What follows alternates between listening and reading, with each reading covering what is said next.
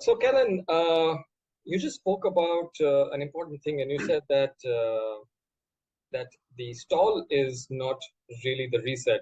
The flyback is the reset, and rightly so. It's come to my mind that every time I've been on the flyback, and why the trailing edge now becomes the sort of the leading edge, and it's flying over there. But suppose some people are unable to get out of a flyback situation. Is it possible to throw a rescue at that time? Wouldn't the glider surge if you? I mean, what's the process and a procedure to throw a rescue? If you could just give us some more information on it. All right. Sajid, thank you very much for asking this question, actually. It's a very important thing.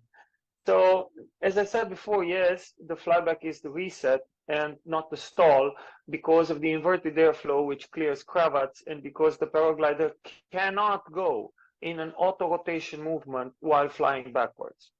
This is correct. The thing is that when we have twists, for example, when the risers are twisting, the brakes can lock.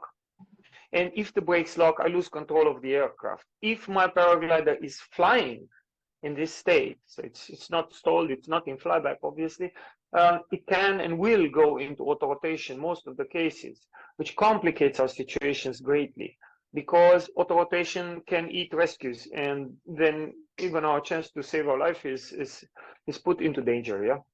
So putting the glider into flyback when you're twisting is a very, very good idea. Actually, I recommend this, except some very, very particular cases. As a general rule and as a procedure, at the moment when we start twisting and we see the risers have twisted and continuing twisting, to put the glider into the flyback because it's safe there. It cannot go in auto rotation, it cannot do spiral dive in flyback, so it's safe. But if we want to throw the rescue, things get a little bit more complicated. And they're complicated only if you don't have a procedure. So it is of paramount importance that we do not let the glider shoot out of the flyback when we are trying to throw the rescue, when we want to throw the rescue in a flyback. So in this situation, either twisted or not twisted, if we want to throw the rescue when we are in the flyback, we have to put both brakes in one hand and hold them down there at the flyback level, yeah, in front of the harness like this, and we grab with the left hand the line of the brake of the right hand, and we keep them pressed down, both of them, with the left hand in this case. Usually rescues are on the right, yeah? So I hold it there to keep it in the flyback, and then I grab the rescue handle and I throw outside with all my power in one move, extend the arm and let go of the rescue. So this adds one more step in the rescue deployment procedure, which is analysis. So I have decision, I have analysis, or if you want, assessment, yeah? And then I have the deployment itself. So this assessment is the glider flying or not? It takes about half a second to 1 second during the rescue deployment procedure to figure this out. Is my glider flying or not? Because if it's not flying, I have to put both brakes in one hand, hold it there, and then throw the rescue, which is a situation like flyback or spin. But usually we reduce everything to something symmetrical in the procedure of dangerous situations. So we're always symmetrical because rule number one, keep direction, right? So if we're keeping direction, if you're in a spin, we'd automatically go to the flyback first to stop that rotation and to stabilize our direction on which we're going. And after that, we are in a flyback position. So, of course, from a flyback, as I said before, I put both brakes in one hand, free my hand, and throw the rescue. So, do not forget to assess the situation when you are in a dangerous situation and see, is the glider flying or not? Because if it's in flyback, it's not flying. Well, it's not flying forwards, it's flying backwards. So, obviously, I do not want to let the glider come out of that state uncontrollably. We only exit flyback when the flyback is stable or when it's in front. You know, you remember the markers I was talking about.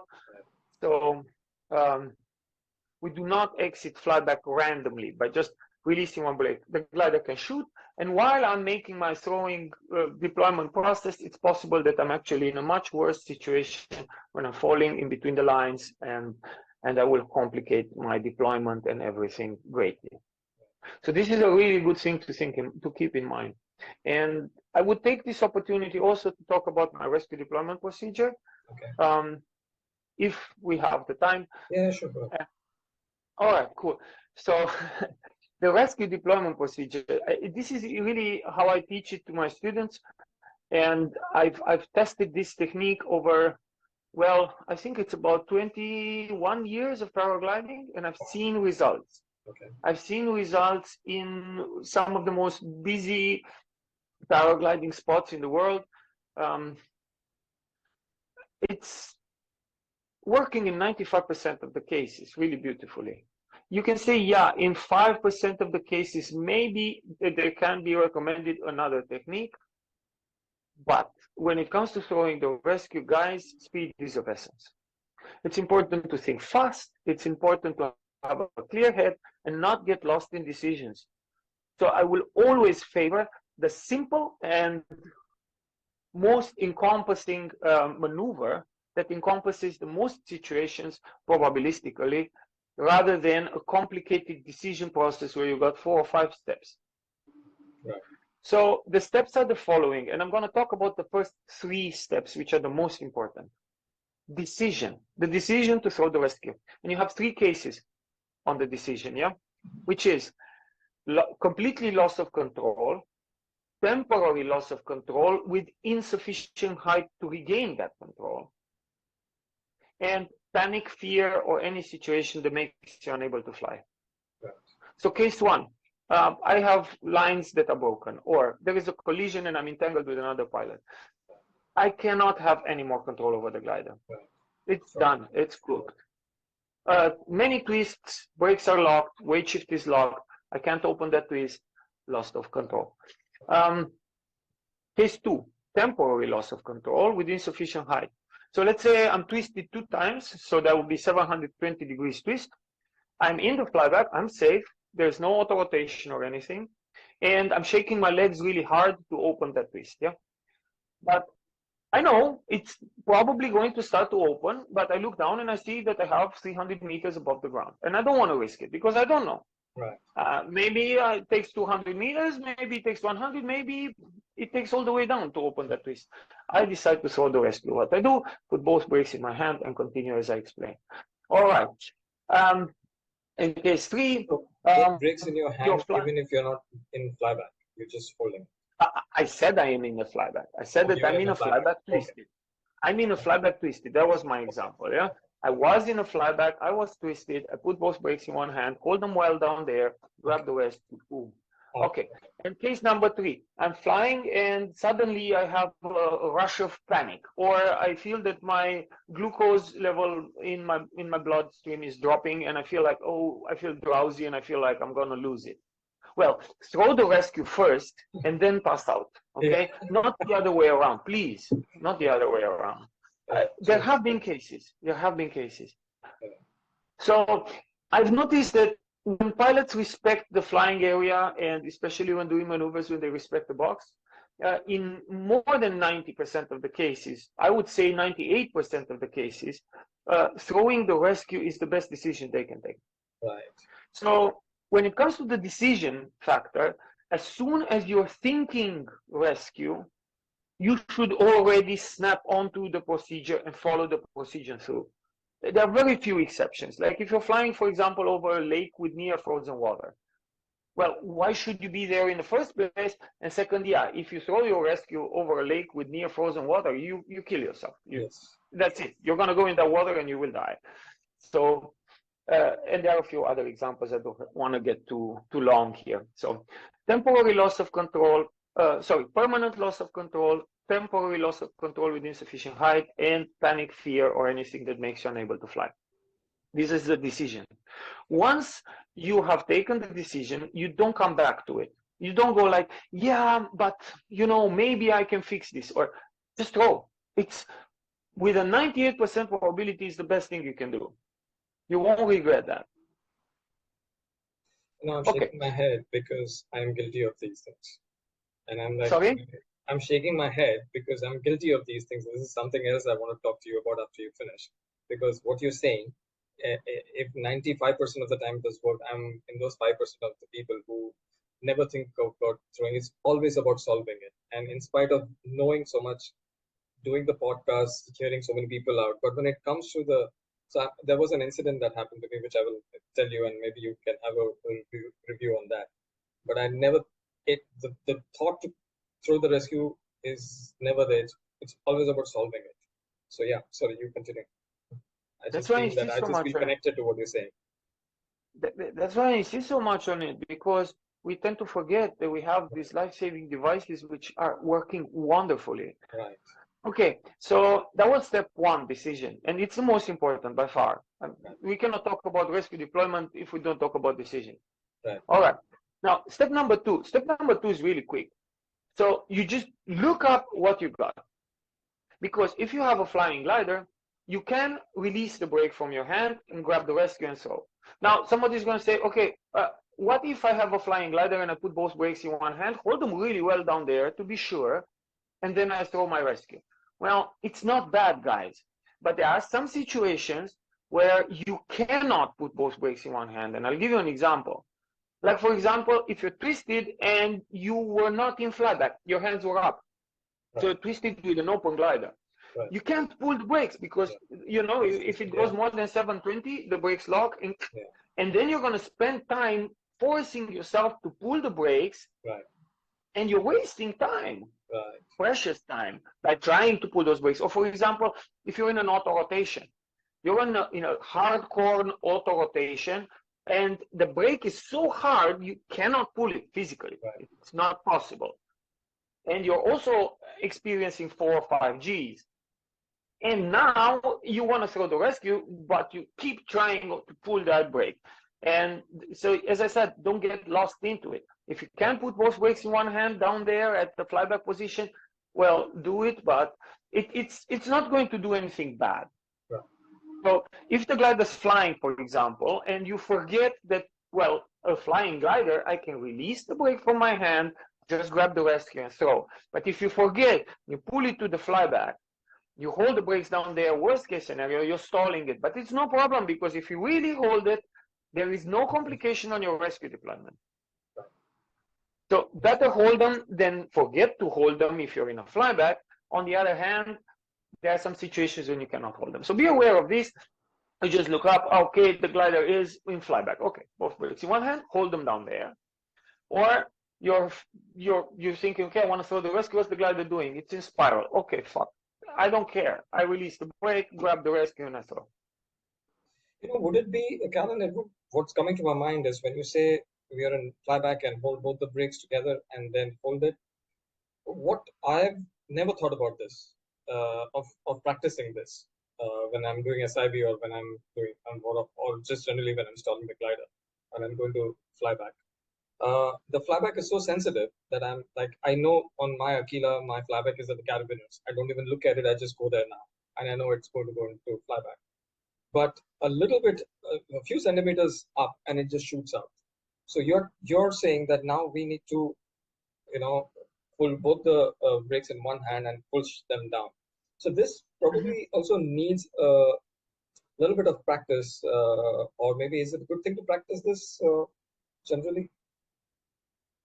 Generally and always, okay. I do simulation on the ground with the passengers. Okay. With the passengers, sorry, with the students. I have some simulators, and I give them clear markers beforehand. So I measure the lines when they're flying, right. By identifying contact point and taking a marker for the contact point. And then on the ground, I compare where the contact point is, and I give them. I calculate. I have a formula. Right. I calculate their deep flyback point. And don't forget, flyback is not a point. Flyback is a range. Range. Right. As we said before, right. I can have the glider in the flyback, in a deep flyback, in a normal flyback, and in a high flyback, and it's all flyback. And it's about this much on the brake range. Understood. You understand?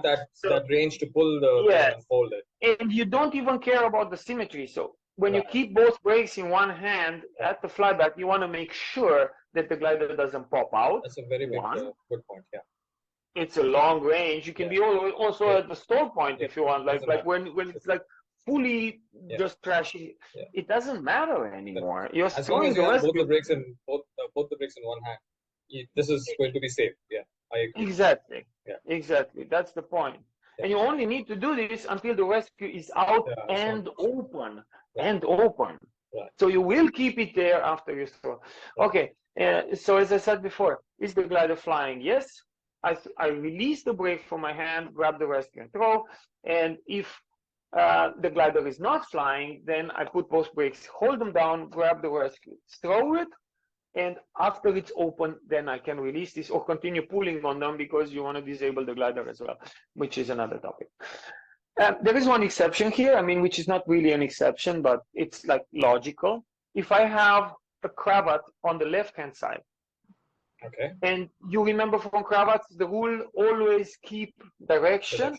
So I'm keeping direction with the right brake, right, quite deep, let's say, and my weight shift on the right like this to prevent this cravat from turning me on the left. And I can barely manage to keep direction. Let's say I'm near the spin point, and now I want to throw my rescue. Right. So you're going to say, okay, Colin, your glider's flying. So you can release the brake and grab the handle. No, really, don't do that. Yeah. Don't forget that you also need to keep direction. Right. Right? So then what I do, I release the brake from my left hand. This is useless, does nothing.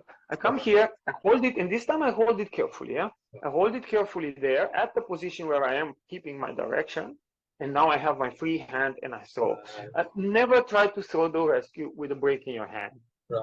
So get your hand free. I've seen some really weird stuff from random people that were trying to throw the rescue with the brake in the hand, and it's a shit show. So, yeah, clear your hand first. And then we get to step 3, how to throw. So there's so much on the internet about this. If you're in an auto rotation of that kind, then you have to throw it opposite to the rotation direction, over the head to the other side. All this bullshit. Guys, throw in one way and one way only. Grab that handle and then extend the hand as hard as you can. Think that it's stitched to your harness. So with all your power, full extension, and when the extension is complete, release the handle, let it fly. Don't put it out and start swinging it. It's so dumb. I've seen containers opening accidentally from this, the rescue coming on the pilot. I've seen they're swinging it and then they drop it by accident and it goes under them. Man, very simple. When throwing the rescue, think it's filled with dynamite. That's it. You just think you've got a packet full of dynamite and you want it as far away from you as possible. Because throwing the rescue with power, with the power of extending your arm, hey, I have 1 meter here almost. Also, right? Throwing the rescue with power helps the rescue stretch the lines and open the container from the motion of the throwing itself. If you don't do this and you just put it out and drop it, not only that there is a risk it will open under you, but it takes the gravitational pull until it drops faster than you and under you, and so on. So just throwing sideways as far as you can. If you're throwing it sideways and a little bit backwards, it's not that big of a problem, but do not drop it. Do not throw it in the front. Do not throw it over your head, and so on. It's easy. Just grab, full power, all the way out, release. Bam, done. 95% of the cases, it's the best way to throw. Right. 1. Okay, Calin, that was amazing, what you just said, and it becomes very clear on what we need to do. So there are like 3 processes, like you mentioned. So it's a decision, assessment, and then you throw. But what actually happens after you throw? How do you handle that? Or you just hang on and look at what's happening or where you're going to land? Or could you just take us through something, if you have anything to say on that? Okay, as I said before, those 3 steps are the crucial steps. And what follows after the deployment, and again, I'm saying deployment, 1 move, grab, extend to the maximum, release of the handle, let all fly. After the deployment, in most cases, if you deploy properly, the rescue will the lines are going to get stretched, the rescue container opens and the rescue comes out and inflates. But there can be exceptions from this when the rescue doesn't open. And I'm not going to talk now about packing failures and stuff like that, which is a very, very sad thing.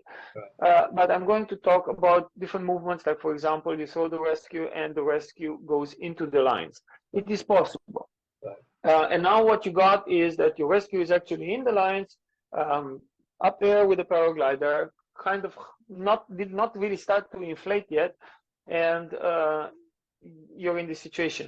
Well, if you have two rescues, very few people fly with two rescues. I mean, unless you're an acro pilot, it doesn't really make sense to carry two rescues all the time, that's for sure. But yeah, if you have two, throw the other one. If you don't have two, which is most of the cases, don't just look at it, to do something. And what you do, this is stage 4, I would say, opening, just in those particular cases, grab whatever from the rescue system is nearby, the central cord, some rescue line, anything.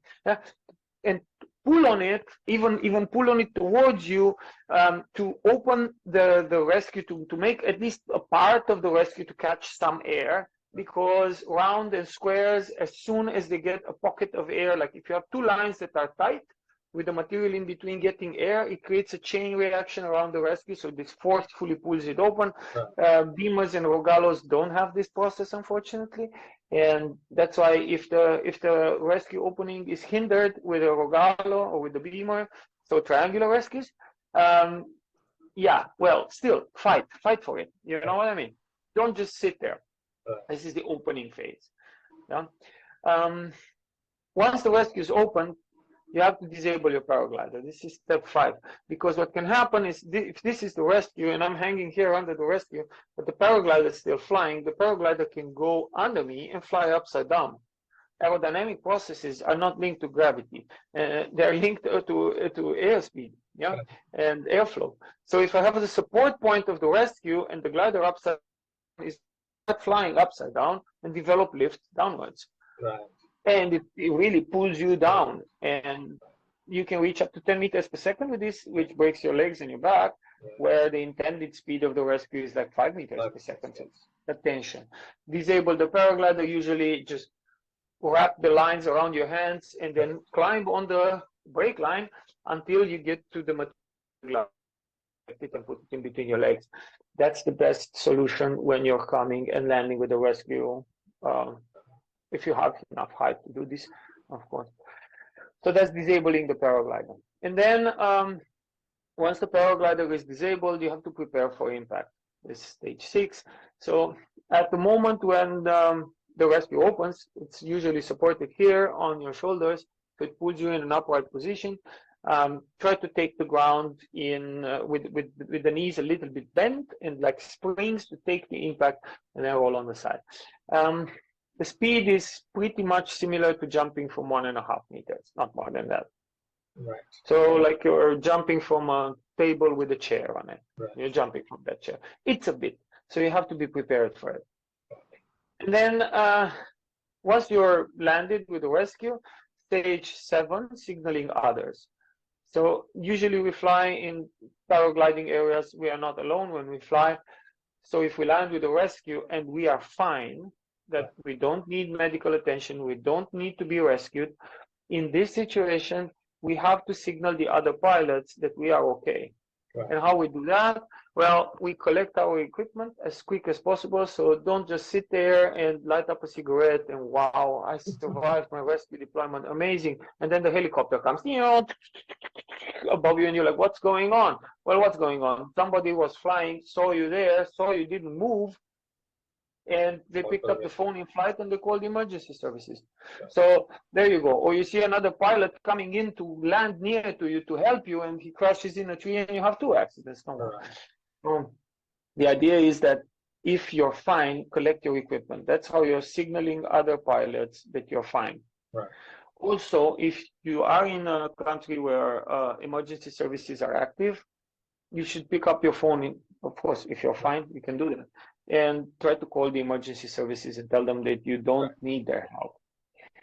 Also, if you're not fine, then don't collect anything. Just lie there, try to stay in without moving too much, because you don't know what injuries you might have, and just wait to be rescued. Right. Of course, if you can make a phone call, do that phone call to ask for recovery. Okay, that covers up the basics and a little bit of cases that can occur. And there's one more mention, landing in the water. Hmm. Now, if you're in an organized environment with the lifeboat and everything, well, then you shouldn't do anything once you're in the water except just get a position where you can breathe comfortably, preferably without moving. And that's where the life jackets come in handy. Right. If you fly regularly and training over water, you should fly with a life jacket, preferably a self-inflating life jacket. And the idea is not to move too much. Now, if you're in the water with a rescue and you don't have a boat that picks you up, well, then you can be in trouble because getting out of the harness in the water is difficult. Right. And opening the straps, so opening the chest strap or the the metal locks that hold you in before you go in the water, I can never recommend this. I'm sorry, guys. There have been accidents with people falling without their harness Right. into the water because they were just worried about getting out of their equipment in the water. Right. So I cannot recommend this. Of course, the little shoulder strap Yeah, with the that can plastic be. gear, of course you can open that, but don't open the metal ones. To do that And underwater. once you're in the water, you can open them, yeah, for sure, but you don't see anything because the water's up to here and you don't see underwater, so you have to do it blind. Maybe there's some lines around that stuff, so it can be complicated. Right. It can be complicated. Right. Right. Awesome. No, Calin, that's I, kind of it. I think that was amazing. We've had a long chat, and you've covered a lot of stuff. It's been very exciting. You've challenged some norms that were in our, especially my head, and you've changed that. So it's been very interesting. I really want to thank you for your time and sharing the knowledge of over many years that you've gained, and really appreciate your time on this. Before we end, Callan, I would like you to first tell us a little bit more about your course so that it remains fresh with people. You right now are based in Romania and you conduct your courses in Oludenis. We are now in the end of May. We're getting into June. Where would you be conducting your courses from now on? Well, my courses are based in Turkey in the months of May and October every year. Okay. So every year I go to Turkey for these 2 months. Normally I live in Austria. So you'll find me there in May and October. I usually, to the people that are interested, I can send a course description. So please just contact me via WhatsApp or via Facebook Messenger or via my email. And then I send you a course description. Then you know exact dates and all, but easy to remember, May and October in Oludenis. Okay. That's where I host my courses. As I said, I teach everything from pitch control to twisted infinite. So right. With your level, my courses are structured in series of maximum 11 students at the moment. Okay. And we work for 6 days in total. So okay. I have the 6-day format, which is quite good because it accommodates a little bit for weather variations. Right. And also we can do more work also on the ground with the simulators and all. Right. So between May and October, if let's say I want to come fly with you, maybe just not do a course, but just fly and do an XC or just hang out. And since it's going to be the monsoon season for us in India, we want to go out and fly somewhere till October. Is there any place people could join you? Come to Görlitz. That's where I live. Yeah, right. It's Annenheim actually, near Villach in Austria. Sorry, could you repeat that? In Annenheim. It's near Villach. Villach is the name with a V. Villach. Okay. In Austria, yeah. All right. Just contact me, write me a line. We'll just contact you, yeah. So I'll share your number on the podcast in the description, if that's okay with you. Yes, you may do. People can WhatsApp you and get information. And that's awesome, man. Hopefully I'll see you in October in Turkey, if I can make it. That would be nice, actually, Yeah, Sajid, because um, you know, I just worked with those guys from right, your group from India, right. with Clint, with Priya, with Arvind, with Clint. Rexon, Yes, Hardik, yes, and also with Xavier. yeah, And we had a great time. We had a great time of learning, and also we functioned really nicely as a team, as a group. There was a lot of learning, and after all these talks we've had here, yeah, think it's time for you to come and yeah. get the real thing. True. I am looking forward to that, Calin. I've got other people from my group and from India. I'm sure people who are listening all over the world are also gearing up to catch you in Uludenis in October. Looking forward to that. So, And about this, about Oludenis, many people ask me, "Hey, Colin, why is it Oludenis? It's a bit expensive for us to right, come, the travel and the right, airplane ticket and this and that." But I have to say the same thing. I think it's the best place to do international courses right, because I have students from all over the world. So I've got people coming from Japan, New Zealand, Australia, China, India, and then we go on the other side in the West from all over Europe, from America, from South America. It's the central point. right, So it's the best place to be. It's like, right, okay, guys, it's an expense to right, travel, but no, at the moment, I don't do courses in other countries. And in Austria, I do mostly personal coaching. right, So because I've got other jobs that I do there at the same time. right, So Ludenis is the best option at the moment. And guys, you're not just getting the course, you also get to fly in one of the most, if not the most famous place in the world for practicing maneuvers with paragliders, be that SIV or NACRO, with the longest history in paragliding, which is Oludenis, and you can also take a vacation nicely there. It's also a touristic place, so it's not like you're just camped on the top of a mountain somewhere or in a valley where there's nothing to do. It's really a touristic and festive atmosphere all the time. There are bars, there's beach, there's sun, there's the whole thing. So um, yeah, it's It's a a really great nice place. I can vouch atmosphere. for that. It's always buzzing. You get a lot of height over the box, so you can do a lot of maneuvers. There's always two rescue boats which are present. You don't need to worry about that. They'll get to you. And there are a lot of services available, medical attention, restaurants, everything. It's a great place to be in. So I understand why. Equipment as well. You can also manage equipment. You can Right, rent equipment. You can sell your equipment. Get a better glider. Get a more suitable glider for your purposes. right, It's it's a whole thing. It's really whole thing. right, It's a whole thing, and we can do it at the highest professional level that right, is possible there. right. And Cool. that's my goal. Cool. Thanks, Kalin. I think we should end now and appreciate again your time and your knowledge. And I'm sure a lot of people have benefited from the chat we've had. I have definitely benefited, and it has opened a lot of areas in my head which I'm not going to go and think about.